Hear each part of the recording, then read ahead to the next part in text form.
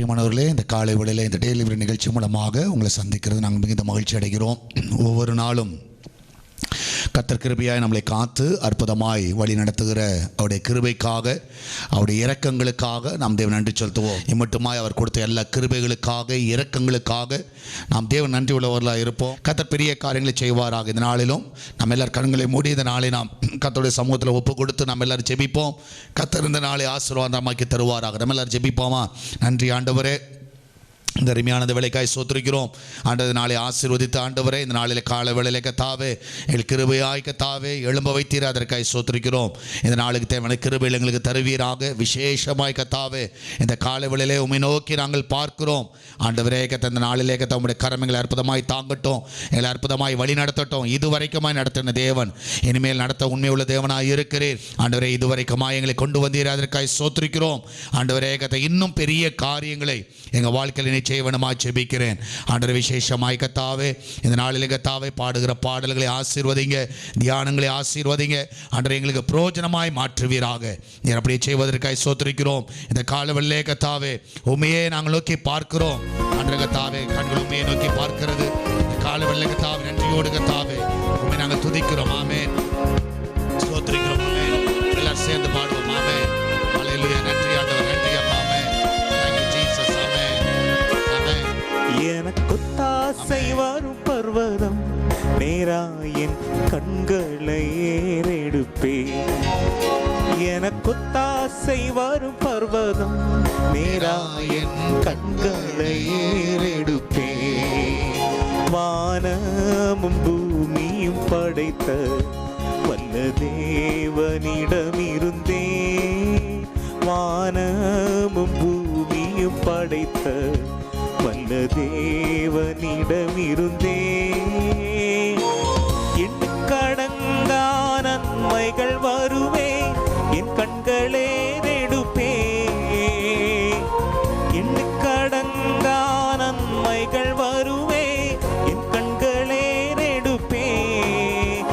எனக்குத்தாசை வரும் பர்வதம் நேராயின் கண்களை ஏறெடுப்பே. எனக்குத்தாசை வரும் பர்வதம் நேராயின் கண்களை ஏறெடுப்பே. மலைகள் பெயர்ந்தகன்றிடினும், நிலை மாறி புவி அகன்றிடினும். மலைகள் பெயர்ந்தகன்றிடினும், நிலை மாறி புவி அகன்றிடினும். மாறிடுமோ அவர் கிருபை என்னாலும், ஆறுதல் எனக்கவரே. மாறிடுமோ அவர் கிருபை என்னாலும், ஆறுதல் எனக்கவரே. எனக்குத்தாசை வரும் பர்வதம் நேராயின் கண்களை ஏறெடுப்பே. எனக்குத்தாசை வரும் பர்வதம் நேராயின் கண்களை ஏறெடுப்பே. என் காலை தள்ளாட விட்டா என்னை காக்கும் தேவன் உறங்கா. என் காலை தள்ளாட விட்டா என்னை காக்கும் தேவன் உறங்கா. இஸ்ரவேலே காக்கும் நல் தேவன் ராப்பகல் உறங்காரே. இஸ்ரவேலே காக்கும் நல் தேவன் ராப்பகல் உறங்காரே. எனக்குத்தாசை வரும் பர்வதம் நேராயின் கண்களை ஏறெடுப்பே. எனக்குத்தாசை வரும் பர்வதம் நேராயின் கண்களை ஏறெடுப்பே. வலப்பக்கத்தில் நீடல்லவரே, வழுவாமல் காப்பவரவரே. வலப்பக்கத்தில் நீடல்லவரே, வழுவாமல் காப்பவரவரே. சூரியன் பகலில் சந்திரன் இரவில் சேதப்படுத்தாதே. சூரியன் பகலில் சந்திரன் இரவில் சேதப்படுத்தாதே. எனக்குத்தாசை வரும் பர்வதம் நேராயின் கண்களை ஏறெடுப்பே. ஆசை வரும் பர்வதம் நேராயின் கண்களை ஏறெடுப்பேன். எத்தீங்கும் என்னை அணுகாமல் ஆத்துமாவை காக்கும் தேவன். எத்தீங்கும் என்னை அணுகாமல் ஆத்துமாவை காக்கும் என் தேவன். பொக்கையும் வரத்தையும் பத்திரமாக காப்பாரே இது முதலா. பொக்கையும் வரத்தையும் பத்திரமாக காப்பாரே இது முதலா. எனக்கொத்தாசை வரும் பர்வதம் நேரா என் கண்களை ஏறெடுப்பேன். எனக்கொத்தாசை வரும் பர்வதம் நேரா என் கண்களை ஏறெடுப்பேன். எனக்கொத்தாசை வரும் பர்வதம் நேரா என் கண்களை ஏறெடுப்பேன். எனக்கொத்தாசை வரும் பர்வதம் நேரா என் கண்களை ஏறெடுப்பேன். நன்றி ஆண்டவரே, இந்த காலவேளைக்காய் நன்றி செலுத்துகிறோம். இந்த காலவேளை நன்றியோடு நன்மை துதிக்கிறோம், சோத்திரிக்கிறோம். ஆண்டவரே கர்த்தாவே மட்டுமாய் பாராட்டின எல்லா கிருபைகளுக்காக, இரக்கங்களுக்காக ஆண்டவரே உமக்கு நன்றியோடு நன்மை துதிக்கிறோம், சோத்திரிக்கிறோம். இந்த காலவேளையில் கர்த்தாவுடைய கரம் அற்புதமாய் எங்களை தாங்குவதாக, அற்புதமாய் நடத்துவீராக. உண்மையே நாங்கள் நோக்கி பார்க்கிறோம் அப்பா. இந்த காலவேளை கர்த்தாவே ஆண்டவரே கர்த்தாவை நோக்கி பார்க்கிற முகங்கள் ஆண்டவரே பிரகாசம் அடைகிறது. நிச்சயமாய் கர்த்தாவே ஆண்டவரே இந்த காலவேளையிலே எங்களுக்கு ஒத்தாசை வரும் பருவதற்கு நேராக ஆண்டவரே எங்கள் கண்களை நாங்கள் ஏறெடுக்கிறோம். ஆவியானவரே கர்த்தா இந்த வேளையிலே கர்த்தாவே ஆண்டவரே கர்த்தா மகிமையான காரியங்களை வாழ்க்கையில் செய்வீராக, அதிசயமான காரியங்களை செய்வீராக. இம்மட்டுமாய் நடத்து வந்த எல்லா கர்த்தாவே வழிகளுக்காக ஆண்டவரே உமக்கு கோடான கோடி நன்றியை நாங்கள் ஏறெடுக்கிறோம். ஹல்லேலூயா. ஆண்டவரே இந்த காலவேளை கர்த்தாவே உம்மை நன்றியோடு நாங்கள் ஸ்தோத்திரிக்கிறோம், நன்றியோடு நாங்கள் துதிக்கிறோம். ஆமென். ஹல்லேலூயா. நன்றி ஆண்டவரே. இந்த காலவேளை கர்த்தாவே உம்முடைய கருணைகள் அற்புதமாய் தாங்குவதாக. ஆமென். ஹல்லேலூயா. நன்றி ஆண்டவரே, நன்றி அப்பா. ஹல்லேலூயா. ஆமென். Thank you Lord. Amen. Thank you Jesus. Amen. எல்லாரும் சேர்ந்து பாடுவோம். Amen. Hallelujah. இன்னந்த தேவரு யாரும் இல்ல. Amen. இந்த காலவெளியிலே எங்களுக்கு உதவி செய்கிற நீர் ஒருவர் மாத்திரமே. Amen. ಇನ್ನಂತ ದೇವರು ಯಾರು ಇಲ್ಲ, ನಿನ್ನ ಹಾಗೆ ಪ್ರೀತಿಸುವರು ಒಬ್ಬರು ಇಲ್ಲ. Amen. ನಿನ್ನಂತ ದೇವರು ಯಾರು ಇಲ್ಲ, ನಿನ್ನ ಹಾಗೆ ಪ್ರೀತಿಸುವರು ಒಬ್ಬರು ಇಲ್ಲ. ಏಸಯ್ಯ ಏಸಯ್ಯ, ನೀನಿಲ್ಲದೆ ನಾನಿಲ್ಲಯ್ಯ. ಏಸಯ್ಯ ಏಸಯ್ಯ, ನೀನಿಲ್ಲದೆ ನಾನಿಲ್ಲಯ್ಯ. ನಿನ್ನಂತ ದೇವರು ಯಾರೂ ಇಲ್ಲ, ನಿನ್ನ ಹಾಗೆ ಪ್ರೀತಿಸುವವರು ಒಬ್ಬರು ಇಲ್ಲ. ನಿನ್ನಂತ ದೇವರು ಯಾರೂ ಇಲ್ಲ, ನಿನ್ನ ಹಾಗೆ ಪ್ರೀತಿಸುವವರು ಒಬ್ಬರು ಇಲ್ಲ. ಪಾಪದ ಮರಣದಲ್ಲಿ ಇದ್ದಂದ ನನ್ನ ಪ್ರೀತಿ ಮಾಡಿ ಪ್ರಾಣ ಕೊಟ್ಟು ಬದುಕಿಸಿದೆ ದೇವಾ. ಪಾಪದ ಮರಣದಲ್ಲಿ ಇದ್ದಂತ ನನ್ನ ಪ್ರೀತಿ ಮಾಡಿ ಪ್ರಾಣ ಕೊಟ್ಟು ಬದುಕಿಸಿದೆ ದೇವಾ. ನಿನ್ನ ಕೃಪೆ ಶಾಶ್ವತ ಎಂದೆಂದು ದೇವಾ, ನಿನ್ನ ಕೃಪೆ ಶಾಶ್ವತ ಎಂದೆಂದು ದೇವಾ. ನಿನ್ನ ಪ್ರೀತಿಯಿಂದ ನಾನು ಜೀವಿಸುವೆ ದೇವಾ, ನಿನ್ನ ಪ್ರೀತಿಯಿಂದ ನಾನು ಜೀವಿಸುವೆ ದೇವಾ. ಏಸಯ್ಯ ಏಸಯ್ಯ, ನೀನಿಲ್ಲದೆ ನಾನಿಲ್ಲಯ್ಯ. ಏಸಯ್ಯ ಏಸಯ್ಯ, ನೀನಿಲ್ಲದೆ ನಾನಿಲ್ಲಯ್ಯ. ನಿನ್ನಂತ ದೇವರು ಯಾರೂ ಇಲ್ಲ, ನಿನ್ನ ಹಾಗೆ ಪ್ರೀತಿಸುವವರು ಒಬ್ಬರು ಇಲ್ಲ. ನಿನ್ನಂತ ದೇವರು ಯಾರೂ ಇಲ್ಲ,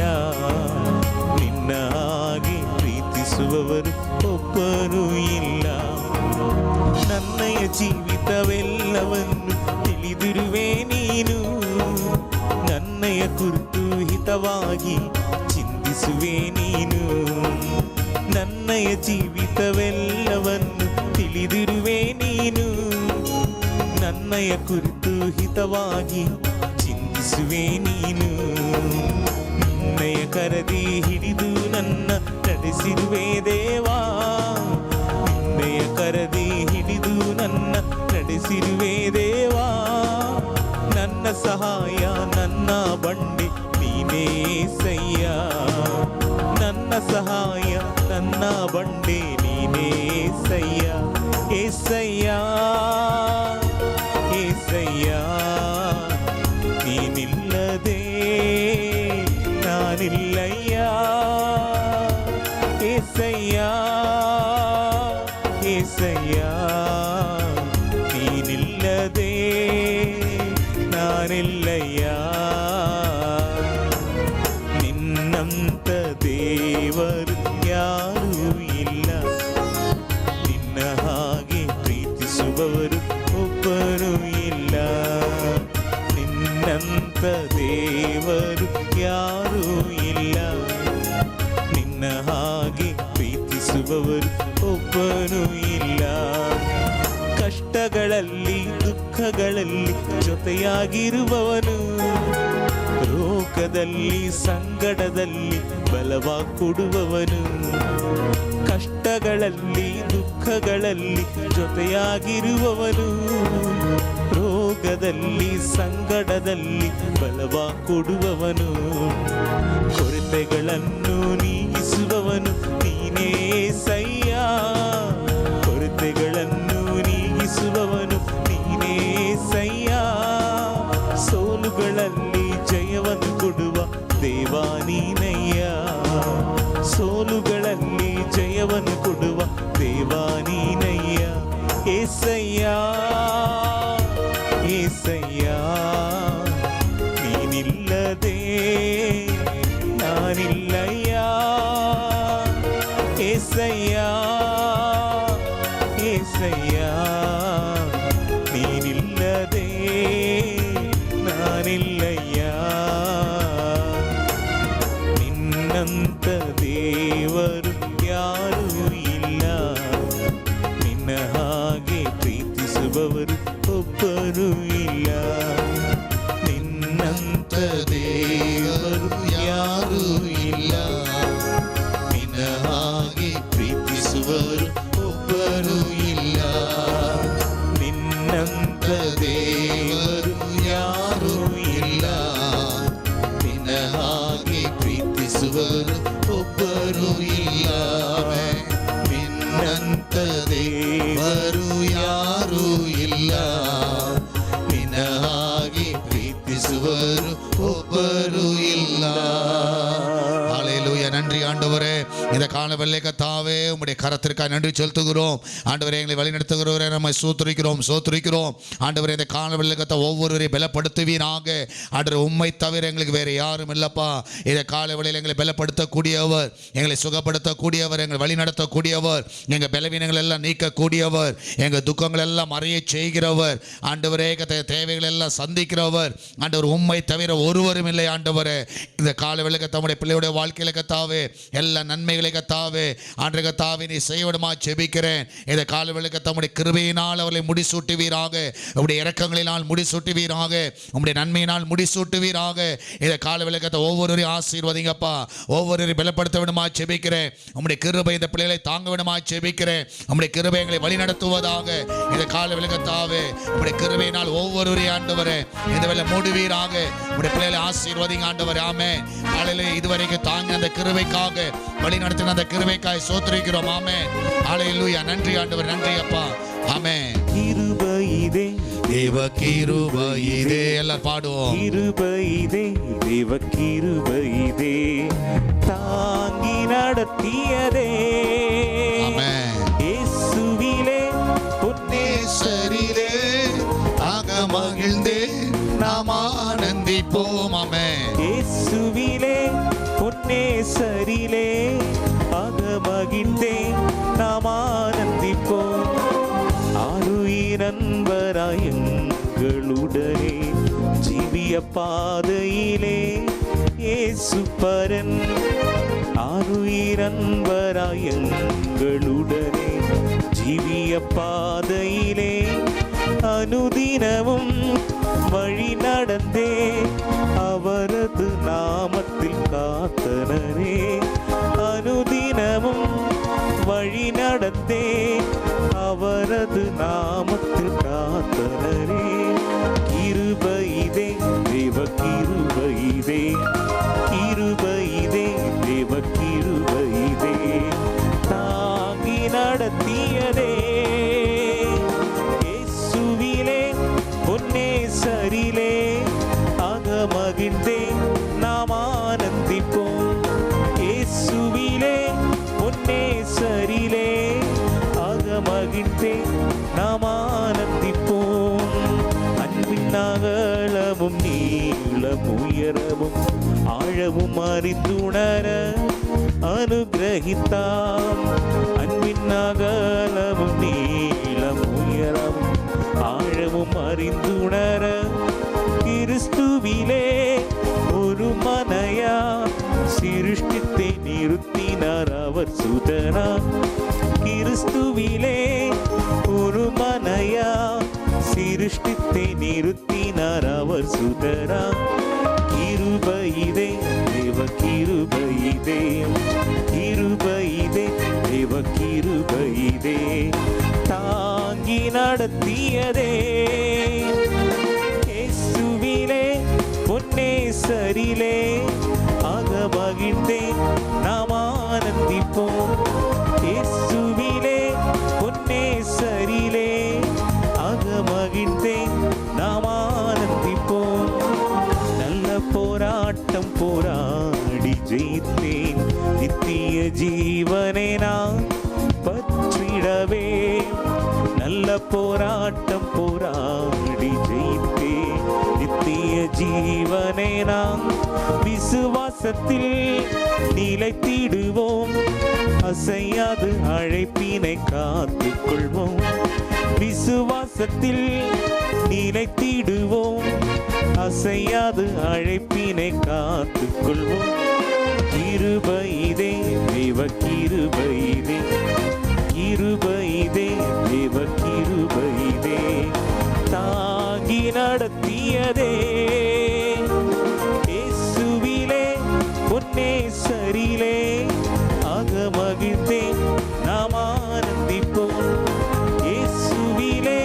பொன்னே சரிலே அகமகிழ்ந்தே நாம் ஆனந்திப்போம் வார்த்தையினால் அவர் தீர்த்தார் எந்த வியாதியும் வேதனையும் வைத்தியரா வார்த்தையினால் அவர் தீர்த்தார் எந்த வியாதியும் வேதனையும் இயேசுவெல்லாம் சார்ந்திடவும் இகமதில் வேறமக்காருமில்லை இயேசுவெல்லாம் சார்ந்திடவும் இகமதில் வேறமக்காருமில்லை கிருபையிதே தேவ கிருபையிதே கிருபையிதே தேவ கிருபையிதே தாங்கி நடத்தியதே இயேசுவிலே பொன்னே சரிலே அகமகிழ்ந்தே நாம் ஆனந்திப்போம்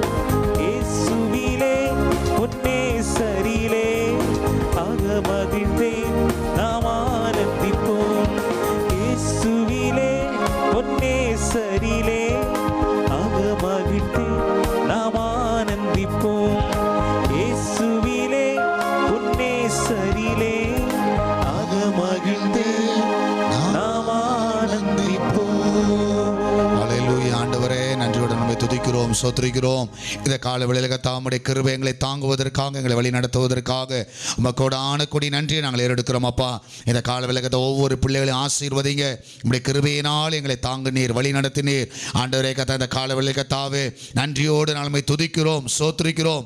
நீர் கொடுத்த எல்லா கத்தாவே வழிகளுக்காக சுகங்களுக்காக ஆண்டவர் கத்தாவே எல்லா கிருபைகளுக்காய் நன்றி அப்பா. ஆண்டவரே இந்த கால வேளையில கத்தா நன்றியோடு நம்மை கத்தாவே சோத்திரிக்கிறோம். இம்மட்டுமாய் நடத்தினீரே அதற்காய் சோத்திரி சோத்திரிக்கிறோம். இம்மட்டுமாய் காத்தீர், அதற்காய் சோத்திரிக்கிறோம். ஆமென். இம்மட்டுமாய் சுமந்தீர், அதற்காய் சோத்திரிக்கிறோம். ஆமென். ஹல்லேலூயா. இந்த காலை வேளையிலே கர்த்தாவே நன்றியோடு நம்மை துதிக்கிறோம், சோத்திரிக்கிறோம். ஆமென். ஹல்லேலூயா. நன்றி ஆண்டவர், நன்றி அப்பா. ஆமென். நன்றி அப்பா, இதுவரைக்கும் எங்களை தாங்கி நீர். ஆமென். எத்தனையோ பிரச்சனைகள் எல்லாவற்றையும் நடத்தினீர். ஆமென். ஹல்லேலூயா. ஆமென். இஸ்ரவேலின் ராஜாவே, ஆமென். என் தேவனாம் கர்த்தரே, நான் உம்மை வாழ்த்துகிறேன், நன்மைகள் நினைக்கிறேன். இஸ்ரவேலின் ராஜாவே, என் தேவனாம் கர்த்தரே, நான் உம்மை வாழ்த்துகிறேன், நன்மைகள் நினைக்கிறேன். இயேசுவே, இயேசுவே, இயேசுவே, இயேசுவே. நன்றி நன்றி ராஜா, அளவில்லா அன்பிற்காக. நன்றி நன்றி ராஜா,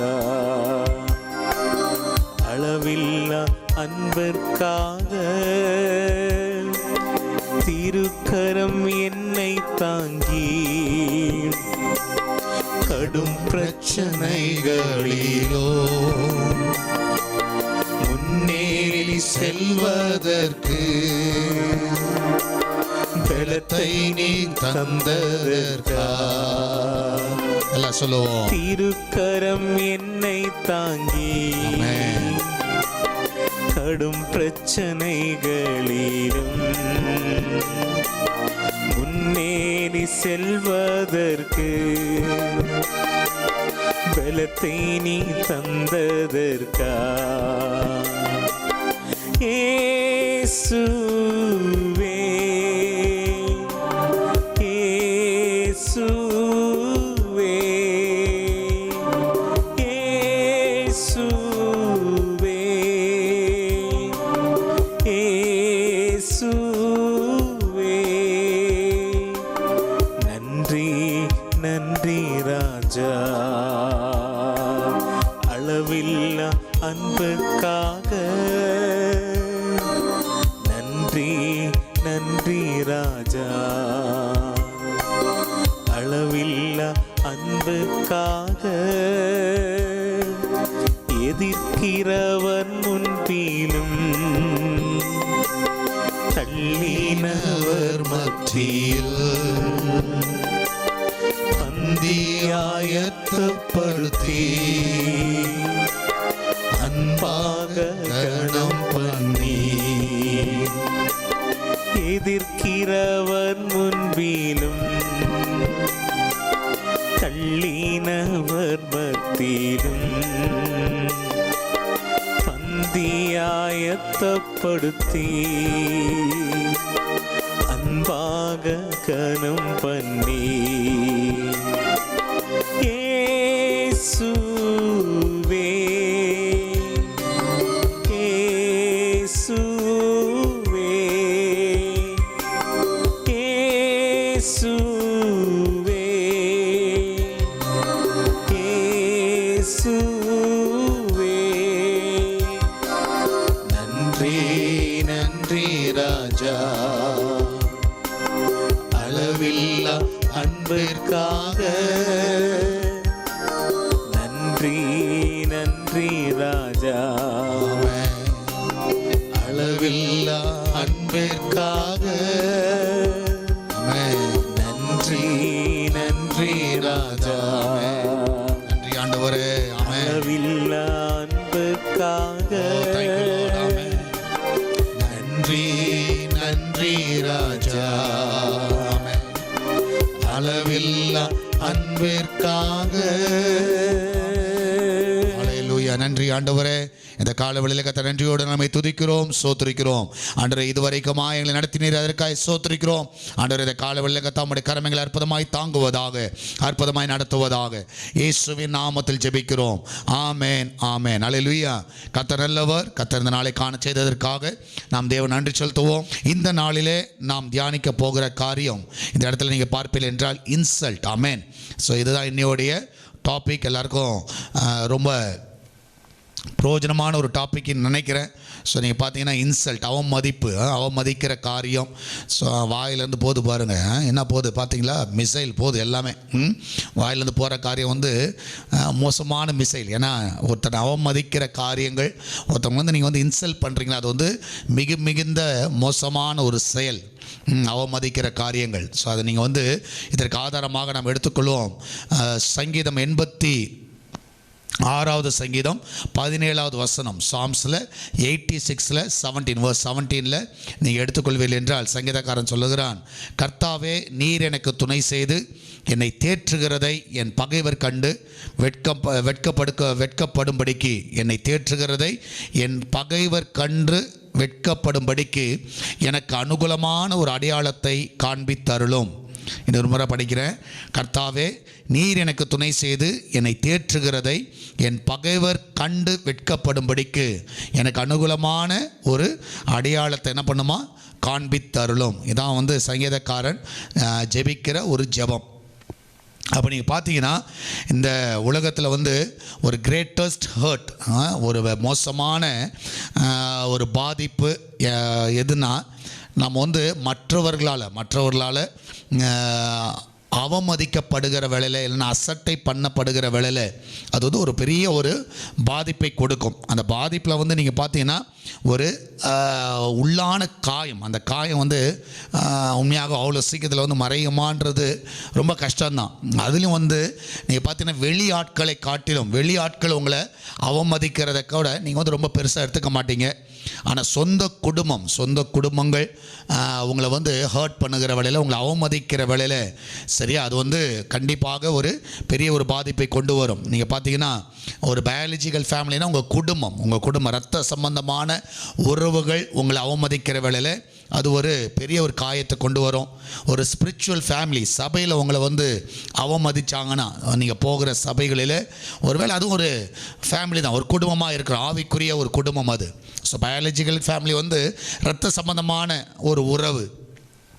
ஆனால் ஸ்பிரிச்சுவல் ஃபேமிலின்றது ஒரு ஆவிக்குரிய இயேசுவின் ரத்தத்தால் நம்ம ஒரு குடும்பமாய் வந்துட்டோம் சரியா. அப்போ குடும்பமாய் வருகிற வேளையில் ஒரு ஆவிக்குரிய ஒரு ஃபேமிலியில் நம்மளை வந்து ஒரு இன்சல்ட் பண்ணுகிற வேளையில், அவமதிக்கிற வேளையில் அது வந்து நிச்சயமாகவே ஒரு பெரிய பாதிப்பை கொண்டு வரும். சிலர்லாம் அப்படி செய்கிறாங்க. ஆனால் உண்மையாக நான் விசுவாசிக்கிறேன், அவங்க வந்து மரியாதை கொடுக்க மாட்டாங்க, கண்டுக்க மாட்டாங்க சரியா. அதெல்லாம் வந்து நீங்கள் பார்த்தீங்கன்னா அதெல்லாம் வந்து சர்ச்சஸில் நடக்கும். அவங்களாம் ஒரு பொருட்டாவே கருத மாட்டார்கள். ஸோ இந்த மாதிரி ஒரு இன்சல்ட் வந்து ஸ்பிரிச்சுவலாக நீங்கள் பார்க்குற வேளையில் அது ஒரு பெரிய பாதிப்பை கொண்டு வரும். இல்லாவிட்டால் உங்களுடைய ஃப்ரெண்ட்ஸ் மத்தியில், நீங்கள் வேலை செய்கிற இடத்துல நீங்கள் பார்த்தீங்கன்னா உங்களுடைய கொலீக்ஸு, உங்களுடைய நெய்பர்ஸ், பக்கத்து வீட்டு ஜனங்கள், இப்படிப்பட்ட ஒரு இடங்களிலிருந்து நீங்கள் வந்து அவமதிக்கப்படுகிற வேளையில் உங்களை வந்து அவங்க வந்து அவமதிச்சாங்கன்னா, இன்சல்ட் பண்ணாங்கன்னா, அது வந்து ரொம்ப ஒரு பெரிய ஒரு பாதிப்பை உங்களுக்கு கொண்டு வரும். எல்லாருக்கும் கொண்டு வரும், உங்களுக்கு இல்லை, எனக்கும் கொண்டு வரும், எல்லாருக்கும் கொண்டு வரும் சரியா. ஸோ அது வந்து என்றைக்குமே வந்து அழிய முடியாத ஒரு ஸ்காராக இருக்கும், அழிய முடியாத ஒரு காயமாக இருக்கும்.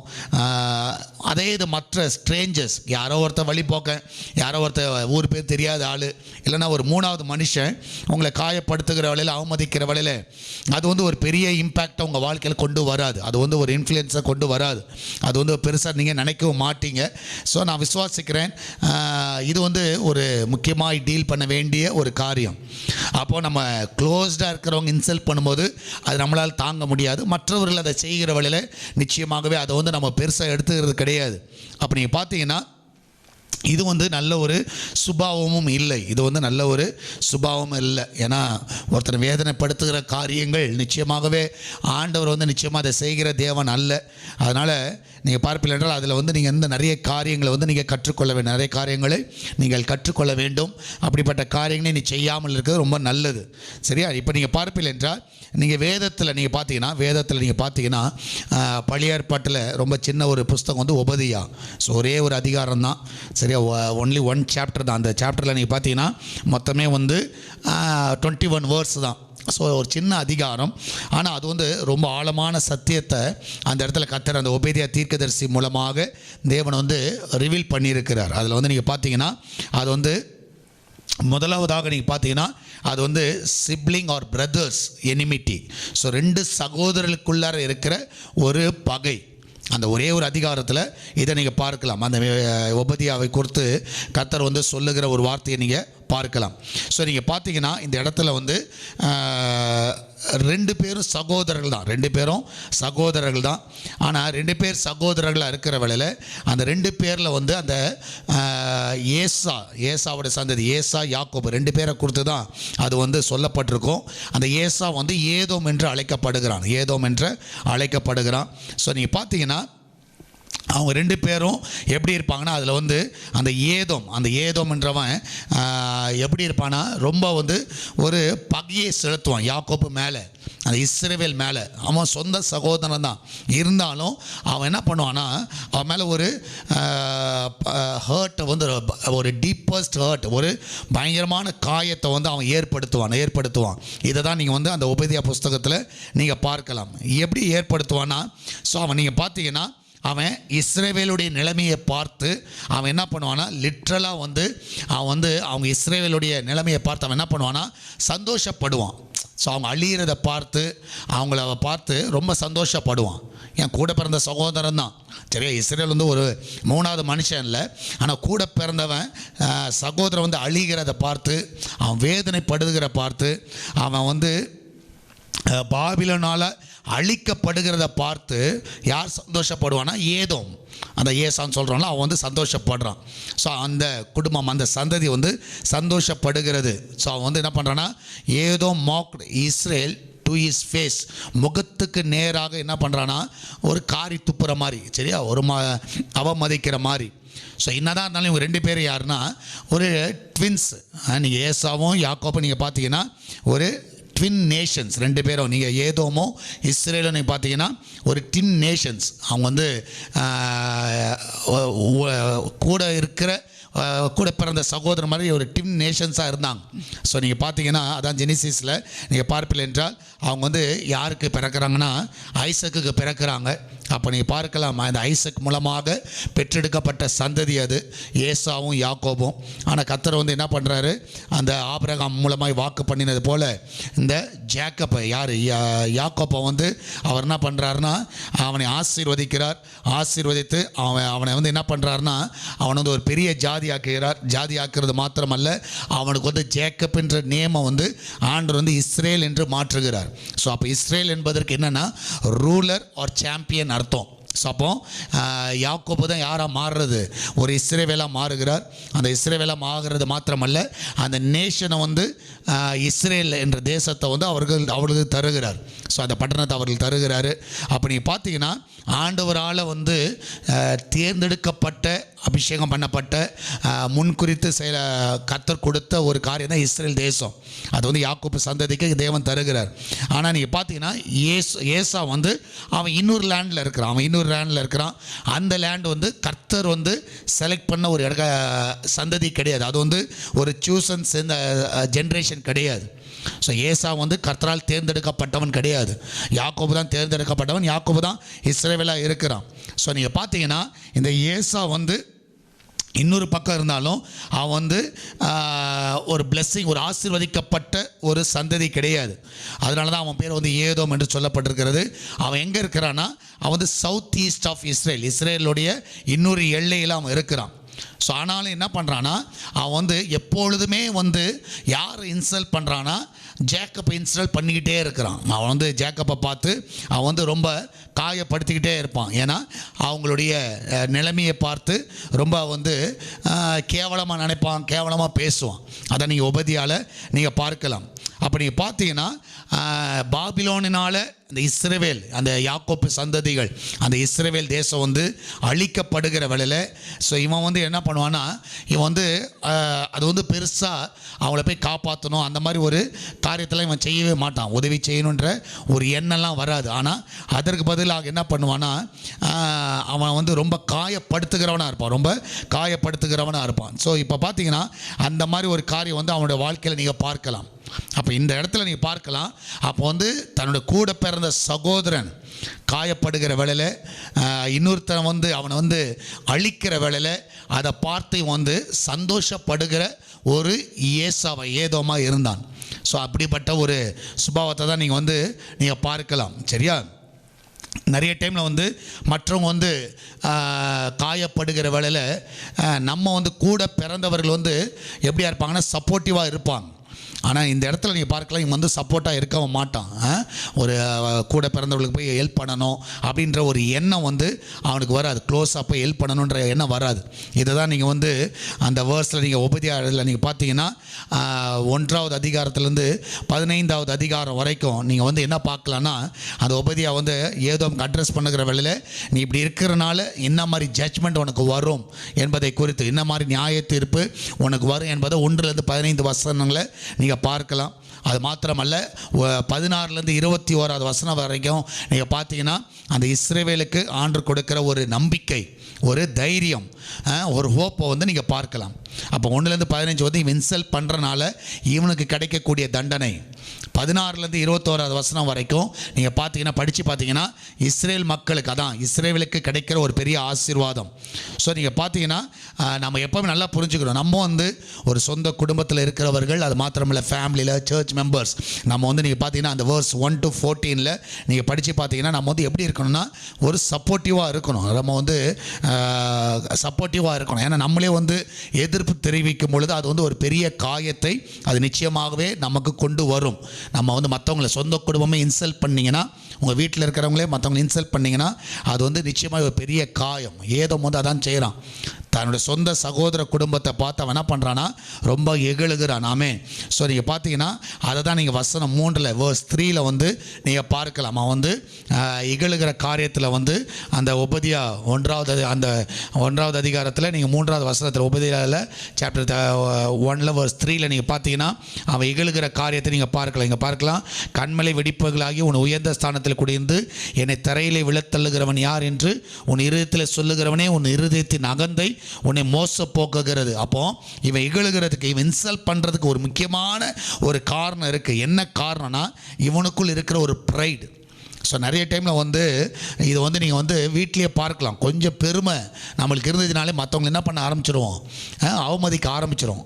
நீங்கள் வந்து அந்த ப்ரைடு மட்டும் வந்துருச்சுன்னா, ஏதோமுக்கு வந்து ஒரு ப்ரைடு இருந்துச்சு, ஒரு பெரிய ஒரு பெருமை இருந்துச்சு. அந்த பெருமை வந்து என்ன பண்ணுச்சுன்னா அவனை வந்து என்ன பண்ணுச்சு, மற்றவங்களை பார்க்குற வேளையில், கூட பிறந்த சகோதரனுடைய பார்க்குற வேளையில் அவனை வந்து அவமதிக்க தோணுச்சு. நிறைய இடத்துல எப்போ நம்ம அது அவமதிப்போனா, நம்ம வந்து ஒரு பெருமையாக இருக்கும் பொழுது மற்றவர்களை நம்ம என்ன பண்ணுவோம், அது நிச்சயமாய் அவமதிப்போம். அதான் நீங்கள் வந்து ரோமரில் நீங்கள் 12வது அதிகாரம் 3வது வசனத்தில் வாசிங்கன்னா, ரோமன்ஸ் சாப்டர் 12 வேர்ஸ் 3 நீங்கள் பார்க்கலாம். ரோமர் 12வது அதிகாரம் 3வது வசனத்தில் அப்போஸ்தலனாகிய பவுல் சொல்லுகிற வேளையில் எல்லாம் அல்லாமலும் எனக்கு அருளப்பட்ட கிருபையினாலே நான் சொல்லுகிறதாவது, உங்களில் எவனாகிலும் தன்னை குறித்து எண்ண வேண்டியதற்கு மிஞ்சி எண்ணாமல் அவனவனுக்கு தேவன் பகிர்ந்த விசுவாச அளவின்படியே தெளிந்த எண்ணம் உள்ளவனாய் எண்ண வேண்டும். ஸோ நீங்கள் பார்த்தீங்கன்னா ரொம்ப அதிகமாக உன்னை எண்ணிடாத, ரொம்ப அதிகமாக உன்னை எண்ணிக்காத. நீ அதிகமாக உன்னை ரொம்ப பெருமையாக எண்ணினீங்கனாலே நீங்கள் வந்து மற்றவங்களை இன்சல்ட் பண்ண ஆரம்பிச்சிருவீங்க. நீங்கள் இன்சல்ட் பண்ண ஆரம்பிச்சிருவீங்க, மற்றவங்களை அவமதிக்க ஆரம்பிச்சிருவீங்க. அவங்கள காட்டிலும் நான் அழகு, அவங்கள காட்டிலும் நல்ல படிப்பில் பெரிய ஆள், அவங்கள காட்டிலும் நான் வந்து அந்தஸ்தில், என் குடும்பத்தில் சிலருக்கும் வந்து அந்த பெருமை வந்துடும். ஸோ அந்த பெருமை வந்துச்சுனாலே நீங்கள் வந்து 100% வந்து நீங்கள் வந்து அழிவுக்கு நேராக போங்க. நீங்கள் வந்து மற்றவங்களை இன்சல்ட் பண்ண ஆரம்பிச்சிடுவீங்க. அதான் வசனம் சொல்லுகிறது ஜேம்ஸில் நீங்கள் பார்க்கலாம், பெருமை உள்ளவனுக்கு கர்த்தர் எப்படி இருக்கிறாராம், எதிர்த்து நிற்கிறார். அப்போ இவங்க வந்து ஒரு ட்வின்ஸாக இருந்தாலும், இந்த ஏதோமும் இஸ்ரேலும் கூட பிறந்தவர்களாக இருந்தாலும் அவங்க வந்து பார்த்திங்கன்னா இன்னொரு சகோதரன் அழிகிறத பார்த்துட்டு இவனுக்கு ஒரு பெருமை, அதை பார்த்தியா அவன் அழிஞ்சிட்டான் பார்த்தியா, நாசம் போயிட்டான் பார்த்தியா அப்படின்ற ஒரு அவமதிப்பு, அவங்கள போய் சப்போர்ட்டிவாக நிற்கணும், அவங்கள காப்பாற்றணுன்ற ஒரு எண்ணம் வரல. ஸோ நீங்கள் பாருங்கள், ஆபிரகாம் வந்து ஏன் வந்து ஆண்டருக்கு ரொம்ப பிடிச்சதுன்னா, ஏன் ஆண்டரை வந்து அவன் ஆபிரகாம்கிட்ட நான் வந்து எதையும் மறைக்க மாட்டேன்னு சொல்லிட்டு வர்றார். இப்போ சோதம் குமரா வந்து அழிக்க போகிறார். ஸோ அவர் வந்து ஆபிரகாம்கிட்ட சொல்லணும், பெரிய விஷயமே கிடையாது, ஆபிரகாம்கிட்ட வந்து சொல்லணுன்றது ஒரு பெரிய எண்ணமே கிடையாது. ஆனால் ஆபிரகாம்கிட்ட இருந்த நல்ல ஒரு கேரக்டர் நீ பார்த்தீங்கன்னா, என்னதான் ஐஸ்வர்யம் இருக்கட்டும், செல்வ சீமானாக இருக்கட்டும், சரியா, நல்ல உயர்ந்த இடத்துல இருக்கட்டும், அவனுக்கு வந்து என்னென்னா, என்னதான் ஒரு பட்டணத்தில் லோத்து வந்து இவனை விட்டு பிரிந்து போயிட்டான். ஸோ பிரிஞ்சு போயிட்டாலும், தன்னோட சகோதரன் பிரிஞ்சு போனாலும் இவனோட எண்ணம் என்ன இருந்துச்சுன்னா, அவன் நல்லா இருக்கணுன்ற எண்ணம் இருந்துச்சு ஆபிரகாம். அதான் நீங்கள் பாருங்கள், ஆண்டவர் வந்து பேசும்பொழுது அவன் வந்து அந்த சோதம் குமரா அழியும் பொழுது அதை நினச்சி சந்தோஷப்படலை. அவன் வந்து ஆண்டரை கேட்குறான், 50 நீதிமான்கள் 40 30 அவன் குறைச்சிட்டே வரான். இத்தனை நீதிமான்லேருந்து அழிச்சிருவீங்களா, அழிக்க மாட்டீங்கல்ல, ஸோ இன்னும் நான் பேச துணிகிறேன், இன்னும் பேச, அந்த வேர்டு வந்து ரொம்ப நல்ல ஒரு வேர்டு அது. அப்படி பாருங்கள், அவனுக்கு வந்து என்ன இல்லைன்னா, ஒரு நம்ம சகோதரன் அழிகிறத பார்த்து அவன் வந்து சந்தோஷப்படலை, அவன் பட்டணம் வந்து அழிகிறத பார்த்து சந்தோஷப்படலை. ஆனால் இங்கே அப்படி கிடையாது. ஸோ யாக்கோபு வந்து இஸ்ரேல் வந்து அழிக்கப்படுது, பாபிலோனால அவங்க வந்து அழிக்கப்படுகிறத பார்த்து இவனுக்கு வந்து ஒரு பெரிய சந்தோஷம், ஒரு சப்போர்ட்டிவாக போய் நிற்கணும். இப்போ ஆபிரகாம் பாருங்கள், சப்போர்ட்டிவாக ஆண்டவர் சமூகத்தில் அவன் வந்து பரிந்துரை செய்கிறான், ஆண்டவர் அழிச்சிருவீரா, அழிக்க மாட்டேர்ல, அழிக்க மாட்டேர். ஆனால் இங்கே பாருங்கள், அவன் கிடையாது, இவன் வந்து சப்போர்ட்டாகவே இல்லை. அதுக்கு காரணம் வந்து இவனோட ப்ரைடு. இவனுக்கு எல்லாமே இருக்குது, எல்லாமே தெரியும், இவனை அந்த மாதிரி ஒரு ப்ரைடு வந்து என்றைக்கு உங்களுக்கு வருகிறதோ, நிச்சயமாக நான் விசுவாசிக்கிறேன், நீங்கள் ஆட்டோமேட்டிக்காக எப்படி மாறிடுவீங்கன்னா, மற்றவங்களை இன்சல்ட் பண்ணுற மாதிரி மாறுவீங்க. அது உண்மையாகவே அது வந்து ஒரு பெருமைக்கு நேராக உங்களை கொண்டு வரும். அது வந்து நிச்சயமாக கர்த்தர் விரும்புகிற ஒரு காரியம் இல்லை. பெருமை உள்ளவனுக்கு கர்த்தர் என்ன பண்ணுறாரு, எதிர்த்து நிற்கிறார். ஆமென், எதிர்த்து நிற்கிறார்.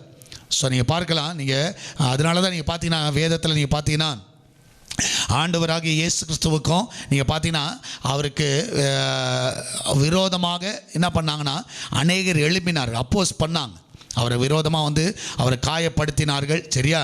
ஸோ யாரும் அவரை ஏற்றுக்கொள்ளவில்லை, ஆண்டவர் வந்து யாரும் ஏற்றுக்கொள்ளலை, அவரை வந்து அவமதித்தார்கள். இவர் இரட்சகர் என்பதை யாருமே ஏற்றுக்கொள்ளலை. ஸோ நீங்கள் பார்த்தீங்கன்னா, பவுலுடைய வாழ்க்கையில் நீங்கள் பார்த்தீங்கன்னா, அவன் வந்து கூட அந்த ஃபெலோ கிறிஸ்டியன் கூட இருக்கிற அந்த சீஷர்களே ஏற்றுக்கொள்ளலை. ஏன்னா இவர் யாராக இருக்கிறாருன்னா, புறஜாதியருக்கு போய் சுவிசேஷத்தை சொல்கிறான்னு சொல்லி அவரை வந்து இன்சல்ட் தான் பண்ணாங்க. ஆரம்ப காலகட்டத்தில் நீங்கள் பார்க்கலாம், அவர் வந்து இன்சல்ட் பண்ணாங்க. அது மாத்திரமல்ல, அவர் ஜெயிலில் போட்டதை நினச்சி சந்தோஷப்பட்டார்கள்.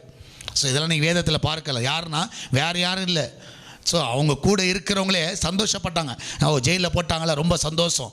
ஸோ அப்போ பாருங்கள், இந்த மாதிரி ஒரு இன்சல்ட் வந்து கண்டிப்பாக அப்போஸ்தலனாகிய பவுல் வாழ்க்கையில் நடந்துச்சு, இயேசு கிறிஸ்து வாழ்க்கையில் நடந்துச்சு. இயேசு கிறிஸ்து நான் தம்முடைய சொந்த ஜனங்களுக்காக வந்தார், ஆனால் சொந்த ஜனங்கள் என்ன பண்ணலை, அவரை ஏற்றுக்கொள்ளாமல் அவரை அவமதித்தார்கள்.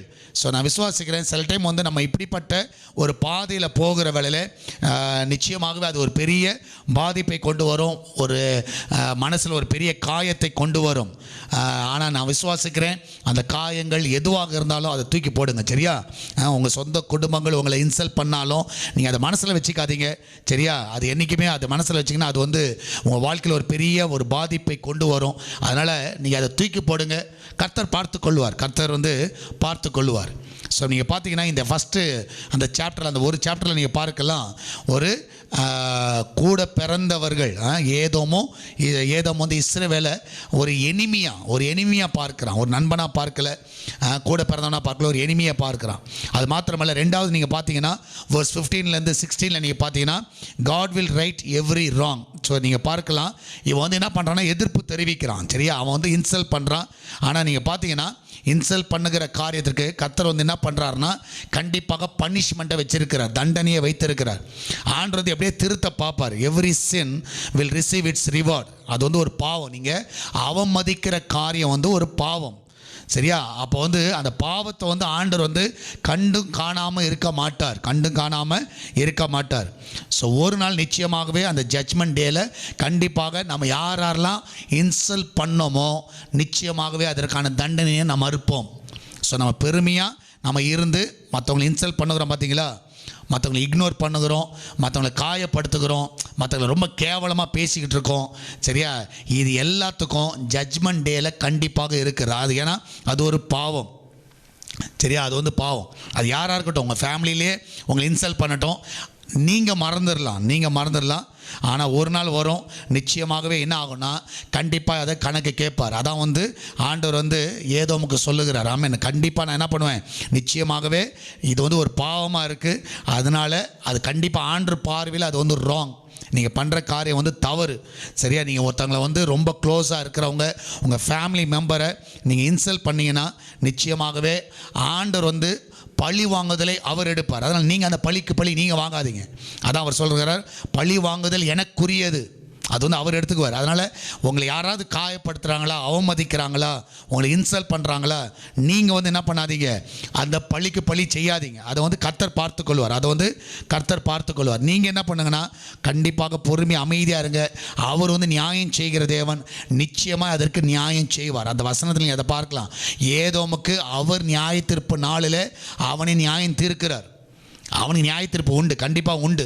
அதனால் உங்களை யாராவது இன்சல்ட் பண்ணாங்கன்னா, உங்களை அவமதித்தாங்களா, சொந்த குடும்பமே உங்களை அவமதித்தாலும் நிச்சயமாகவே அவர்கள் ஒன்று அறிந்து கொள்ளணும், கண்டிப்பாக இதற்கு நியாய தீர்ப்பு நாளில் எனக்கு தண்டனை உண்டு. கண்டிப்பாக புருஷனை அவமதிக்கலாம், மனைவி அவமதிக்கலாம், மாமனாரா மாமியாரா மருமகளை நீங்களாம் அவமதிக்கலாம். நீ இன்சல்ட் பண்ணிங்கன்னா அது இன்றைக்கி உங்களுக்கு தெரியாது, இன்றைக்கி அது தெரியாது. ஆனால் நீங்கள் பண்ணுற காரியத்திற்கு கண்டிப்பாக கர்த்தர் நியாயம் தீர்ப்பார். ஏதோமே நியாயம் தீர்த்தார். சரியா? தன்னோட சகோதரனை அவன் இன்சல்ட் பண்ணுகிறான், அவமதிக்கிறான். ஏன்னா ஒரு பெருமை, நம்மளுக்கு இந்த ப்ரைடு வந்தாலும் மற்றவங்க இன்சல்ட் பண்ணுவான் பார்த்தீங்களா, அது வந்த உடனே அவன் இன்சல்ட் பண்ண ஆரம்பிக்கிறான். ஒரு உதவியாக இருக்க வேண்டிய ஒரு மனுஷன், ஆனால் அவன் வந்து அவமதிக்கிறான். கர்த்தர் அவனை நியாயம் தீர்த்தார். ஸோ அதனால் அவர் வந்து எப்படி அதை சரி செய்யணும் அவருக்கு தெரியும். சரியா? God will right every wrong. ஆமேன். ஸோ அவர் வந்து நிச்சயமாகவே அவர் அதை எப்படி பார்க்கணும் அவருக்கு தெரியும். அதில் நீங்கள் எதுவும் மனசில் வச்சுக்காதீங்க. சரியா? யார் உங்களை அவமதித்தாலும் சந்தோஷமாய் ஏற்றுக்கொள்ளுங்கள். ஆமேன். அதான் வசனம் சொல்லுகிறது, பலர் தீமை மொழிகள் பொய்யாய் உண்மையில் சொன்னால் களி கூறுங்க. அவ்வளோ சந்தோஷமாக போங்க, கர்த்தர் கூட இருக்கிறார். இன்னொரு காரியத்தை அந்த வசனங்களை பார்க்கலாம். 17 21 நீங்கள் பார்த்தீங்கன்னா, there is a way of escape. ஒருவேளை நம்ம இன்சல்ட் பண்ணிட்டோம், நம்ம கூட பிறந்தவங்களை இன்சல்ட் பண்ணிட்டோம், அது ஒருவேளை மனசில் வந்து கண்டிப்பாக அதுக்கு நியாய தீர்ப்பு உண்டுன்னு சொன்னேன். சரியா? நியாய தீர்ப்பு உண்டு. அதே அதிகாரத்தில் இதை பார்க்கலாம். அந்த ஜட்ஜ்மெண்ட் கண்டிப்பாக இருக்குது. ஆனால் எஸ்கேப்பும் ஒன்று இருக்குது. என்ன எஸ்கேப்புன்னு பார்த்தீங்கன்னா, ஒருவேளை நான் அவமதித்த காரியம், ஒருவேளை நான் வந்து ஒரு கில்ட்டியாக ஃபீல் பண்ணி, ஐயோ நான் இதை மாதிரி பண்ணிட்டேனே, நான் தப்பு பண்ணிட்டேன், என் பெருமையினால் நான் அவங்கள அவமதிச்சிட்டேன், நான் அவமதிச்சிருக்கக்கூடாது, இப்படி பண்ணியிருக்கக்கூடாது அப்படின்னு நீங்கள் ஃபீல் பண்ணிங்கன்னா, நீங்கள் மனதளவில் பாதிக்கப்பட்டு, ஆண்டவரே நான் தப்பு பண்ணிட்டேன், நான் உங்களை அவமதிச்சிட்டேன், என்னை மன்னிச்சிருங்க அப்படின்னு கேட்டிங்கன்னா, கர்த்தர் மன்னிக்க உண்மை உள்ளவராக இருக்கிறார். அதிலேருந்து நீங்கள் எஸ்கேப் ஆக முடியும். எதுலேருந்து? ஜட்ஜ்மெண்ட்லேருந்து நீங்கள் எஸ்கேப் ஆக முடியும். அதனால் நீங்கள் இதில் கேர்ஃபுல்லாக இருங்க. ஸோ ஒரு வேளை நீங்கள் நிறைய பேர் அவமதிச்சிருக்கலாம், நீங்கள் வந்து நிறைய பேர் இன்சல்ட் பண்ணியிருக்கலாம். நீங்கள் ஆண்டவர்கிட்ட மன்னிப்பு கேளுங்க. ஆண்டவரே என்னை மன்னிச்சிருங்க, நான் தப்பு பண்ணிட்டு தெரியாதனால. ஏன்னா இது வந்து நிறைய பேருக்கு பாவம் தெரியாது, அவமதிக்கிறது வந்து ஒரு பாவம் தெரியாது, இதுக்கு ஒரு நியாய தீர்ப்பு இருக்குன்னு யாருக்கும் தெரியாது. ஜட்ஜ்மெண்ட் டேல கண்டிப்பாக கர்த்தர் நியாயம் தீர்ப்பார்ன்றது தெரியாது.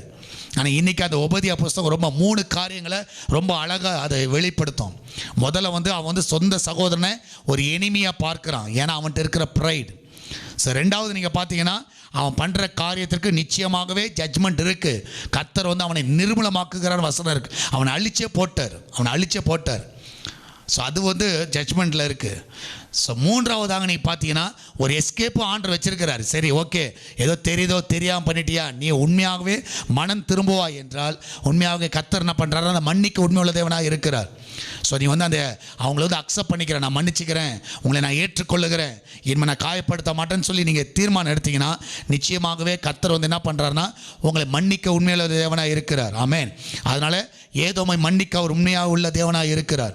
அதனால் நீங்கள் அதை பார்த்துக்கொள்ளுங்க. அதனால் சில டைம் வந்து இன்சல்ட் வந்து உங்களுக்கு வருகிற வேலை அதை வந்து ஒரு காம்ப்ளிமெண்ட்டாக எடுத்துக்கோங்க. அதை மத்திய 10வது அதிகாரத்தில் 24, 25 வசனங்களில் பார்த்தீங்கன்னா ஒருத்தவங்க வந்து உங்களை இன்சல்ட் பண்ணுறாங்களா, அது வந்து உங்களுக்கு காம்ப்ளிமெண்ட். சரியா? அது மாத்திரமல்ல 26 பார்த்தீங்கன்னா அதை நினச்சி நீங்கள் என்ன பயப்படாதீங்க. அதை வந்து பார்த்து இன்சல்ட்டெல்லாம் பார்த்து பயப்படாது. To not fear. சரியா? அந்த இன்சல்ட்லாம் பார்த்து பயப்படாதீங்க. ஃபேமிலியே உங்களுக்கு அப்போஸ் பண்ணலாம். சரியா? ஃபேமிலியை உங்களை எதிர்த்து நிற்கலாம். அதான் ஆண்டவர் சொல்கிறார். நான் வந்து அந்த 10வது அதிகாரத்தில் 34, 35, 37 வசனத்தில் நீங்கள் பார்த்தீங்கன்னா நான் வந்து சமாதானத்தில் என்ன பிரிவினை பட்டியத்தை தான் கொடுக்க வந்தேன். ஸோ அதை நீங்கள் பார்க்கலாம். சார் குடும்பத்தில் நீங்கள் பார்த்தீங்கன்னா ஒருவருக்கு விரோதம். ஏன்னா அந்த இடத்துல இன்சல்ட் வருகிற வேளையில் நிச்சயமாக கர்த்தர் வந்து அந்த இடத்துல வந்து ஒரு பயங்கரமான ஒரு நியாய தீர்ப்பு அங்கே வச்சிருக்கிறார். ஸோ அப்போ நீங்கள் பார்க்கணும், ஒரு மனம் திரும்பினா ஓகே, அப்படி மனம் திரும்பாத பட்சத்தில் கர்த்தர் வந்து அங்கே நியாயம் தீர்க்கிறார். அப்போ நல்லா புரிஞ்சுக்கோங்க, கர்த்தர் வந்து உங்கள் வாழ்க்கையில் நன்மைகளை செய்ய ஆயத்தமாக இருக்கிறார். ஆனால் நீ யாரையும் என்ன பண்ணிடாதீங்க, இன்சல்ட் பண்ணாதீங்க. இன்சல்ட் பண்ணி நியாயத்திற்ப நாளில் நீங்கள் போய் தண்டனை அனுபவிச்சிடாதீங்க. இன்றைக்கே எஸ்கேப் ஆகிற ஒரே ஒரு வழி, நீங்கள் என்ன பண்ணுங்கள், மனம் திரும்புங்கள். ஸோ மனம் திரும்பி நான் பண்ணுறது தப்பு அப்படின்னு சொல்லி நீங்கள் மனம் திரும்பவில்லை என்றால் நிச்சயமாகவே அது உங்களுக்கு ஒரு பலனை கொண்டு வரும். நீங்கள் ஒரு பெரிய நியாயத்திற்பிலிருந்து நீங்கள் தப்பிக்கொள்வீர்களாமே. ஸோ நீ இந்த காலவெளியில் உங்களை யாராவது இன்சல்ட் பண்ணாங்கன்னா நீங்கள் பேடாக ஃபீல் பண்ணாதீங்க. நீங்கள் துக்கத்துக்கு நேராக போயிடாதீங்க, டிப்ரெஸ் ஆகிடாது. நேற்று ஒரு அம்மா சொன்னாங்க, என்னை செருப்பால் அடிப்பேன்னு சொல்லிட்டாங்க பிரதர். செருப்பால் அடிப்பேன். ஸோ அது பயங்கரமான இன்சல்ட்டு தான். நான் ஒரே ஒரு காரியத்தை சொன்னேன், அம்மா செருப்பால் அடிக்கிட்டு எதனால் அடிக்கிட்டு கட்டுக்கு அதை விடுமா, என்ன பண்ண முடியும்? அந்த வார்த்தைகள்லாம் உண்மையாகவே நம்மளுக்கு ஒரு பெரிய காயம் தான், பெரிய காயம் தான். செருப்பால் அடிக்கிறேன் இதை மாதிரிலாம் சொல்லாதீங்க, தயவுசெய்து யாரையும் பார்த்து சொல்லாதீங்க. சரியா? அப்போ அந்த மாதிரி ஒரு காரியங்கள் வந்து ஒரு பெரிய பாதிப்பை கொண்டு வரும். ஆனால் நீங்கள் என்ன பண்ணாதீங்க, மனசில் அதை வச்சுக்காதீங்க. ஸோ உங்களை யார் இன்சல்ட் பண்ணுறாங்களோ கர்த்தர் நியாயம் தீர்ப்பார். நம்மளுக்கு வந்து என்ன தோணுன்னா, நம்ம ஒரு பலாரணம் கொடுக்கணும்னு தோணும். சரியா? யாராவது உங்களை இன்சல்ட் பண்ணாங்கன்னா இம்மிடியட்டாக நம்மளுக்கு என்ன தோணுன்னா, ஒரு 4 வெளுத்துடலான்னு தோணும். ஸோ அப்படிலாம் என்ன வேண்டாம். ஸோ அந்த இன்சல்ட்டை வந்து நீங்கள் ஏற்றுக்காது, மனசில் வந்து ஏற்றுக்காதீங்க. அதை வந்து ரிசீவ் பண்ணாதீங்க. அதை வந்து மனசில் அதை ரிசீவ் பண்ணாத, கேரி பண்ணிடாதீங்க. சரி, ரொம்ப சென்சிட்டிவான விஷயம் தான், ஆனால் அதை கேரி பண்ணாதீங்க, அப்படியே தூக்கி போட்டுருங்க. ஏன்னா இனி நல்லா தெரிஞ்சிச்சு, அவங்க என்ன இன்சல்ட் பண்ணாலும் கர்த்தர் நியாயம் தீர்ப்பார். நீங்கள் மறந்தாலும் கர்த்தர் மறக்க மாட்டார். அது ஃபேமிலி மெம்பராக இருந்தாங்கன்னா யாராக இருக்கட்டும், கர்த்தர் வந்து கண்டிப்பாக நியாயம் தீர்ப்பார். அது யாராக இருக்கட்டும். ஸோ அது வந்து பயங்கரமான காயம். அது வந்து 3வது மனுஷன் பண்ணுறதை காட்டிலும் சொந்த குடும்பம் பண்ணுச்சுன்னா அந்த மாதிரி காயம் நம்மளுக்கு ஒரு மாதிரி தோணும். ஆனால் இன்றைக்கி நீங்கள் கற்றுக்கொள்ள வேண்டிய ஒரு காரியம், நீங்கள் வந்து கோவப்படாதீங்க, எரிச்சல் ஆகிடாதீங்க, நீங்கள் ரிவெஞ்ச் எடுத்துடாதீங்க. என்னை இப்படி பண்ணிட்டாங்க, பள்ளிக்கு பள்ளி நீ பார்க்குறேன்னு சொல்லி நீங்களும் அவங்கள இன்சல்ட் பண்ணிகிட்டு இருக்காதீங்க. எதுக்கு நம்மளுக்கு அந்த நியாய தீர்ப்பு? கொஞ்சம் யோசிச்சு பாருங்கள். அவன் இன்சல்ட் பண்ணுறான்னு நீங்கள் எதுக்கு இன்சல்ட் பண்ண? அவன் காரி துப்புறான்னு நீ ஒன்று துப்புனியா, நான் 10 வாட்டி துப்புறேன் பாரு அப்படி சொல்லி அப்படி பண்ணிகிட்டு இருக்காதீங்க. அமைதியாக விடுங்க. அந்த நியாயத்திற்பு நாளில் அவனுக்கு கண்டிப்பாக தண்டனை உண்டு. நீங்கள் அதை மனசில் ஏற்றுக்காதீங்க. நீங்கள் கூலாக இருங்க. சரியா? சில்லாக இருங்க. நீங்கள் எதை பற்றி யோசிக்காது, அமைதியாக இருங்க. செருப்பால் அடிக்கிறேன்னு சொல்லிட்டு, ஷூவால் அடிக்கிறேன்னு சொல்லிட்டு, எதனாலும் தொடப்பக்கட்டாயினாலும் அடி, எதுனாலும் பண்ணு. சரியா? நீங்கள் என்ன பண்ணுங்கள், ரொம்ப கேஷுவலாக இருங்க. கர்த்தர் உங்கள் கூட இருக்கிறார். ஆமென். ஏன்னா என்றைக்குமே அந்த இன்சல்ட்டை வந்து நீங்கள் எடுத்துக்காதீங்க. நீங்கள் பார்த்தீங்கன்னா ஒரு நல்ல ஒரு செயின்ட், சரியா, நீங்கள் பார்த்தீங்கன்னா நல்ல ஒரு மனுஷன். ஸோ அவன் வந்து போயிட்டுருக்கும்பொழுது ஒரு பையன் வந்து ஒரு வாலிப பையன் வந்து நீங்கள் பார்த்தீங்கன்னா அவரை வந்து ரொம்ப இன்சல்ட் பண்ணுவான். ஸோ ரொம்ப இன்சல்ட் பண்ணுவான். அவர் போகும்போது அவரை வந்து ரொம்ப காயப்படுத்துவான். ஸோ நீ எல்லாம் வந்து ஒரு துறவியா, நீ எல்லாம் ஒரு செயின்ட்டா, உனக்கு வந்து உன்னை காப்பாற்றிக்க தெரில, நீனே பிச்சைக்கார மாதிரி இருக்க, அப்படி இப்படின்னு சொல்லி அந்த செயின்ட்டை வந்து ரொம்ப காயப்படுத்துவான். நீ வந்து உனக்கு அறிவு இல்லை, உனக்கு புத்தி இல்லை, ஞானம் இல்லை, நீ எல்லாம் வந்து சில டைம் சொல்லுவாங்களே, ஊழியத்துக்கு வந்துட்டியா, உனக்கெல்லாம் வந்து ஊழியம் ஒரு கேடா, இப்படிலாம் சொல்லி உங்களை காயப்படுத்துவாங்க. சில டைம் உங்கள் ஊரில் காயப்படுத்தலாம். ஸோ இதெல்லாம் பார்த்து இந்த மாதிரி காயங்கள் வருகிற வேளையில் உண்மையாக அந்த செயின்ட்டை வந்து அந்த ரோட்டில் போகும்போது அந்த பையன் வந்து காயப்படுத்துகிறான். நீ எல்லாம் ஒரு நல்ல வேஷம் போட்டுட்ருக்க, அப்படி இப்படின்னு சொல்லி காயப்படுத்துகிறான். ஸோ ஆனால் இவருக்கு வந்து அது அமைதி அப்படியே கேட்டுட்டு போயிட்டே இருக்கார். ஸோ அவனுக்கு ரொம்ப இதாகிடுச்சு, என்னடா இவ்வளோ தூரம் இன்சல்ட் பண்ணுறேன், இந்த மனுஷனுக்கு சூடு சோறணும் இல்லைன்னு சொல்லிட்டு அந்த மனுஷனை பார்த்து, நான் இவ்வளோ இன்சல்ட் பண்ணுறேன், உங்களுக்கு அது வந்து வருத்தமாக தெரியலையா அப்படின்னு கேட்குறான். ஸோ அப்போ அவர் சொல்கிறாரு, தம்பி ஒரு உதாரணம் சொல்கிறேன். இப்போ உனக்கு ஒருத்தர் கிஃப்ட்டு கொடுக்குறாங்க, உனக்கு யாரோ ஒருத்தர் கிஃப்ட்டு கொடுக்குறாங்க. அந்த கிஃப்ட்டு வந்து சரியா நீ வாங்கலை, அந்த கிஃப்ட்டை வந்து நீ வாங்கலை, இல்லை அந்த கிஃப்ட்டு கொடுக்கும்போது அந்த கிஃப்ட் எனக்கு வேண்டாம், நான் வாங்க மாட்டேன் அப்படின்னு சொன்னீங்கன்னா அந்த கிஃப்ட்டு யாருடையதாகும்? யாருடையதாகும்? இப்போ நீ ஒருத்தருக்கு கிஃப்ட்டு கொடுக்குறப்பா, கிஃப்ட்டு கொடுக்கும்போது அவங்க வாங்கலை, அப்போ அந்த கிஃப்ட்டு யாருது அப்படின்னு கேட்பான். அந்த செயின்ட் கேட்பார். உடனே இவன் சொல்லுவான், அந்த கிஃப்ட் அவங்க ரிசீவ் பண்ணல, அது எனக்கு தானே, என் கிஃப்ட் நான் தான் வச்சுருக்க முடியும். உடனே இவர் சிரிச்சுட்டே சொல்லுவார், இப்போ நான் அதை தான் நான் பண்ணேன், நீ இவ்வளோ இன்சல்ட் பண்ண, இது எதுவுமே நான் எடுத்துக்கல, அப்போ யாருது, எல்லாமே உனக்கு தான். ஸோ அப்போ பார்த்தீங்கன்னா அந்த ஆங்கர், நீங்கள் வந்து ஒருத்தனை இன்சல்ட் பண்ண நீங்கள் தான் மோசமாக போவீங்க. அதை ஞாபகம் வச்சுக்கோங்க. உங்களுக்கு தான் அந்த கோப சுபாவங்கள் வரும், உங்களுக்கு எரிச்சல்லாம் உங்களுடைய கேரக்டரை பாதிக்கப்படும். ஸோ என்றைக்குமே இன்றைக்கி ஒரு பாடத்தை எடுத்துக்கோங்க. உங்களை யாராவது அவமதிச்சாங்கன்னா நீங்கள் அதை எடுத்துக்காதீங்க, அப்படியே ரிஃப்யூஸ் பண்ணுங்கள். ஆட்டோமேட்டிக்காக அது யாருக்கு கொடுத்தாங்களோ அவங்களுக்கே போட்டோம், சார் அவங்களே எடுத்துக்கிட்டோம். ஸோ அதனுடைய தண்டனையை அவங்க பார்த்து கொள்ளட்டும், அது அவங்க பார்த்து கொள்வார். அதனால் நீங்கள் எந்த விதத்திலும் நீங்கள் என்ன பண்ணாதீங்க, மண்டையை போட்டு உடைச்சிட்டு அழுதுட்டுலாம் இருக்காதீங்க. நான் விசுவாசிக்கிறேன் அது உங்களுக்கு நிச்சயமாக ஒரு பாதிப்பை கொண்டு வரும். அதனால் அந்த இன்சல்ட்டை வந்து நீங்கள் எடுத்துக்காதீங்க, அதை ரிஃப்யூஸ் பண்ணுங்கள். ஆட்டோமேட்டிக்காக நான் விசுவாசிக்கிறேன் நீங்கள் வந்து ஒரு பெரிய நன்மையை நீங்கள் பார்க்க முடியும். ஆமேன். நீங்கள் ஹாப்பியாக இருப்பீங்க. Amen. So you will be happy always, no matter what people say about you. உங்களை குறித்து என்ன யார் சொல்லட்டும், நீங்கள் கவலைப்படாதீங்க. ஆமென். யார் என்ன சொல்லட்டும், எப்படி வந்து அந்த யங்மேன் வந்து அவன் என்ன கர்ஸ் பண்ணட்டும், என்ன பண்ணட்டும், அந்த செயின்ட் வந்து அதை எடுத்துக்கவே இல்லை. சரியா? அதனால் நீங்கள் வந்து என்றைக்கே சந்தோஷமாக இருங்க. நீங்கள் சந்தோஷமாக இருங்க. நீங்கள் வந்து அந்த ஹர்ட்டை பார்த்து மென்டலி நீங்கள் வந்து அப்செட் ஆடாதீங்க. நீங்கள் மற்றவர்களை நேசிங்க. சரியா? ஆங்கரை கொண்டு வந்துடாதீங்க. அது மாத்திரமல்ல, நீங்கள் வந்து உங்களை நீங்கள் தகுதியாக வச்சுக்கோங்க. நீங்கள் வந்து கரெக்டான வழியில் நீங்கள் போங்க. யாரையும் கர்ஸ் பண்ணிடாதீங்க. சரியா? பழி வாங்குதல் அவருக்குரியது, அவர் அதை செய்வார். நீங்கள் தைரியமாக சந்தோஷமாக நல்ல நிம்மதியாக தூங்குங்க. சரியா?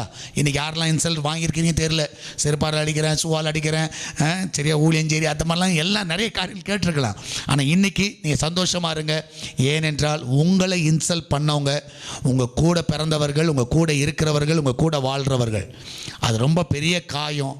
ஆனால் கர்த்தர் அதை நியாயம் தீர்ப்பார். அது ஜட்ஜ்மெண்ட் அவர் இருக்குது. அவங்களே மனம் திரும்பினா அவங்க எஸ்கேப் ஆக முடியும் அந்த தண்டனையிலேருந்து. அப்படி இல்லைன்னா எஸ்கேப் ஆகவே முடியாது. நீங்கள் பழி வாங்கினாலும் கர்த்தர் பழி வாங்குவார். அதனால் நீங்கள் தைரியமாக இருங்க, எதை குறித்தும் கவலைப்படாதீங்க. நீங்கள் சந்தோஷமாக இருங்க, மனசில் வேதனை வச்சுக்காதீங்க. அந்த பரிசை நீங்கள் எடுத்துக்காதீங்க. சரியா? அந்த இன்சல்ட்டை வந்து நீங்கள் ரிசீவ் பண்ணாதானே காது கேளாத மாதிரி இருங்க. சரியா? சவுல் வந்து ராஜாவாகும்போது இவனா நம்மளை ஆள போகிறவன், இவனா அப்படின்னு சொல்லி கேட்டாங்க. அப்போ சவுல் வந்து எப்படி இருந்தானா, காது கேட்கல. நிறைய டைமில் செவிடாக இருக்கிறது நல்லது. சரியா? செவிடாக இருக்கிறது நல்லது. அந்த 3 குரங்கு ரொம்ப நல்ல குரங்கு. ஒன்று கண்ணை மூடிடுது, ஒன்று காதை மூடிடுது, ஒன்று வாயை மூடிடுது. எனக்கு தெரிஞ்ச அந்த மாதிரி குரங்காக இருக்கிறது நல்லது. ஏன்னா எதுவுமே எடுத்துக்காது, மனசில் எடுத்துக்காதீங்க. அமைதியாக இருங்க. கர்த்தர் உங்கள் கூட இருப்பாராக, உங்களை வழி நடத்துவாராக. நம்ம எல்லோரும் ஜெபிக்கலாமா? நன்றி ஆண்டவரே, இந்த காலை வேளையிலே அநேக இன்சல்ட்ஸ் கந்தாவே உங்களுடைய பிள்ளைகளுக்கு விரோதமாய் வரலாம். எப்படி அந்த ஏதோம் வந்து சொந்த சகோதரனுக்கு ஆண்டவரே கர்த்தாவே, சொந்த தேசம் இஸ்ரேல் வந்து அவன் சகோதரனுடைய தேசம், அதை பார்த்து ஆண்டவர் அழிகிறத பார்த்து ஒரு இன்சல்ட் பண்ணான். ஒரு ப்ரைட் அவனுக்குள்ளே இருந்துச்சு. ஆனாலும் கர்த்தர் நீர் அந்த நியாயம் தீர்த்தீர். அதை முற்றிலுமாக அந்த ஏதோமை அழித்தே போட்டீர். அவன் மனம் திரும்பாத பட்சத்தில் நீர் அவனை அழித்து போடுகிறேன். நியாயத்திற்ப நாளில் இதற்கு நீர் கணக்கு கேட்கிறீர். உண்மையாகவே எங்கள் சொந்த குடும்பத்தில் நாங்கள் மற்றவங்களை இன்சல்ட் பண்ணலாம், எங்கள் ஆஃபீஸில் எங்கள் கூட பிறந்தவர்கள் ஆனால் அநேகரை நாங்கள் வந்து இன்சல்ட் பண்ணிகிட்ருக்கோம். ஆனால் இதற்கு ஒரு நியாயத்திற்ப நாளிலே நியாயம் விசாரிக்கப்படும். ஆண்டவரே, நாங்கள் மனம் திரும்பாத பட்சத்தில் அந்த தண்டனை எங்கள் மேலே இருக்கும் என்பதை இந்த நாளில் அறிந்திருக்கிறோம். எங்கள் சர்ச்சில் அநேகரை நாங்கள் இன்சல்ட் பண்ணுறோம், அவமதிக்கிறோம், பார்க்காம போயிட்டுருக்கோம், பேசாமல் போயிட்டுருக்கோம், ஒரு மாதிரி காரி துப்புற மாதிரிலாம் பண்ணிகிட்ருக்கோம், ஒரு கண்டுக்காமல் போகிறோம். ஆனால் நிச்சயமாக அதற்கு ஒரு தண்டனை உண்டு என்பதை நாங்கள் அறிந்து கொள்ளுகிறோம். ஒரு ப்ரைடு எங்களுக்குள்ளே இருக்குது. ஸோ உண்மையாகவே இந்த நாட்களிலே அப்படிப்பட்ட ஒரு சுபாவம் எங்களுக்குள்ள இராதபடி எங்களை காத்துக்கொள்ளுங்கப்பா. இந்த நாளில் கத்தா ஒர்க் ஃப்ரம் பண்ணுகிற எல்லா பிள்ளைகளும் ஆசீர்வதிங்க, வேலைக்கு செல்கிற எல்லா பிள்ளைகளும் ஆசீர்வதிங்க, நல்ல சுகத்தை கொடுங்கப்பா, பலனை கொடுங்க. விசேஷமாய் கத்தா இந்த நாளில் உங்களுடைய கரம் ஒவ்வொருவரையும் தாங்கட்டும். ஆண்டவரே, அந்த கையில் இருக்கிற எல்லா பலவீனங்கள், காலில் இருக்கிற பலவீனங்கள், ஆண்டவரே சரித்திருக்கிற எல்லா எல்லா வயிற்று வலிகள் எல்லாம் மறையட்டும். உங்களுடைய பிள்ளைகளுக்கு இந்த காலவெளியில் இருக்கிற எல்லா வியாதிகள் இயேசுவின் நாமத்தில் விலகட்டும். எல்லா கண் வலிகள் விலகட்டும். எல்லா பிளட் இஷ்யூஸ்லாம் மறையட்டும். ஆண்டவரே, இந்த பாடி பெயின்லாம் மறையட்டும். உங்களுடைய பிள்ளைகள் வேலை செய்ய முடியாதபடி தடையாக இருக்கிற எல்லா காரியங்கள் இயேசுவின் நாமத்தில் விலகி போகட்டும் அப்பா. அவங்க ட்ராவல்லாம் காத்து கொள்ளுங்கப்பா. பிரயாணங்களை ஆசீர்வதிங்க. அன்றைய கிச்சனை ஆசீர்வதி, அதில் இருக்கிற பொருட்கள் ஆசீர்வதிக்கப்படுவதாக. எல்லாரும் கண்ணின் மணி போல காத்துக்கொள்ளுங்கப்பா. இதனால் சால்வேஷன் டிவிக்காக ஜெபிக்கிறோம். ஜெபிக்கிற பிள்ளைகளை எழுப்புங்கப்பா. இந்த நாளில் கத்த உங்களுடைய பிள்ளைகள் ஒவ்வொருவரையும் அற்புதமாய் காத்துக்கொள்ளுங்க ஆண்டவரே. கத்த இந்த நாளில் சேட்டலைட்டுடைய கண்களை தயவு கிடைக்கட்டும். இந்த நாளிலே கத்த நீர் அவர்களோடு பேசும். எல்லாருடையும் கத்த மனதில் ஏவுங்க. அவர்கள் இந்த ஊழியத்தை தாங்க உதவி செய்யுங்க. ஆசீர்வதிங்கப்பா, காத்துக்கொள்ளுங்க.